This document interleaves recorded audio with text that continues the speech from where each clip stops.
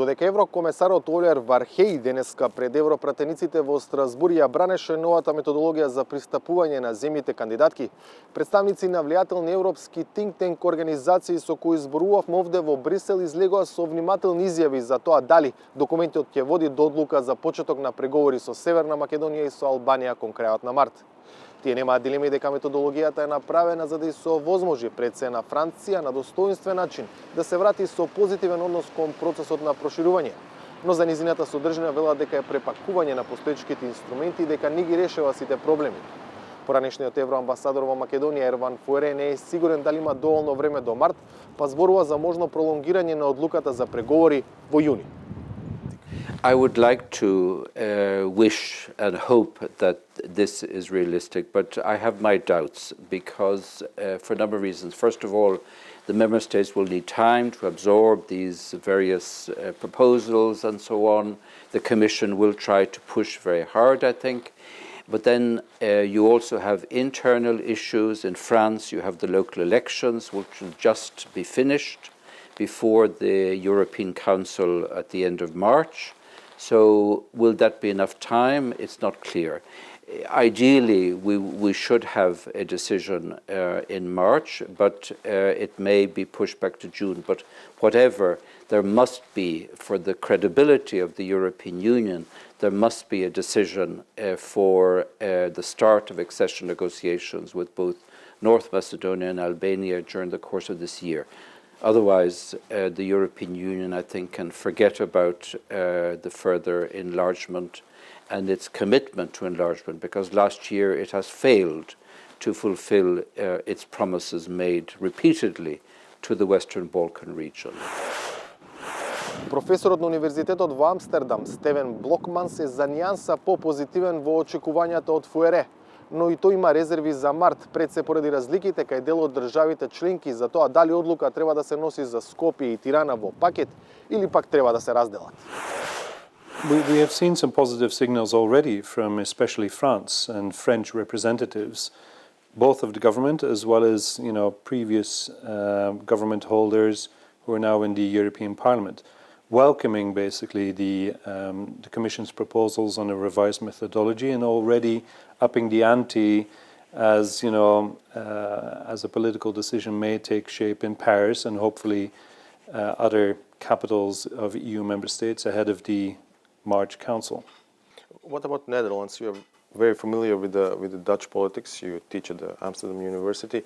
Do you think that the government in Hague will be reluctant to make a positive decision on both countries, or will see another issue with the decoupling of Macedonia and Albania, which can be another more reason for prolonging the overall process? There's a big chance, I fear, for this.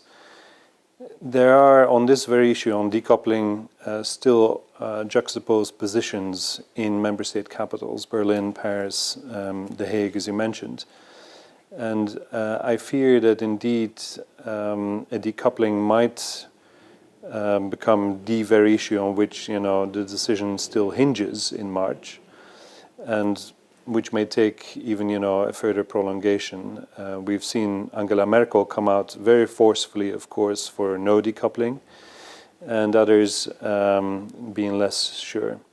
It may have negative consequences, of course, if, for Albania in particular, if the decision is taken in this respect, at least allowing North Macedonia to progress on its enlargement track.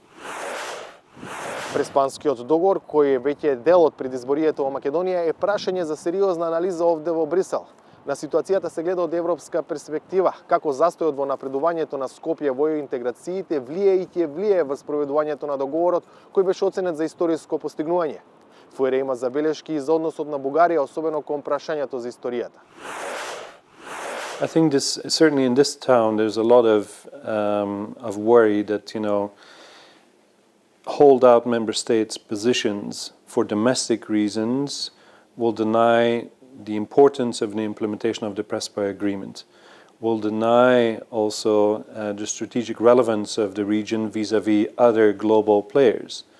And so in Brussels itself, there has been a clear and almost concerted push towards respecting the Prespa Agreement and making sure that member state capitals, especially Paris, honor that full extent of the agreement.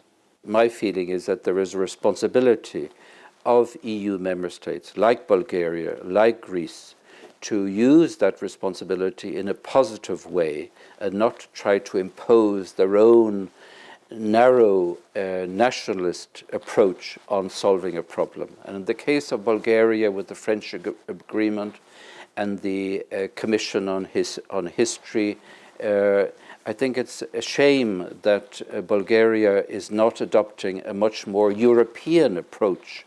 Instead, they're pushing their own nationalist agenda, which is not helpful, which gives a very bad example for the region, and also a very bad example for an EU member country, which, after all, the European Union is based on reconciliation, is based on promoting a process of coming to terms with the past in an objective manner and not trying to rewrite history for one's own narrow interests.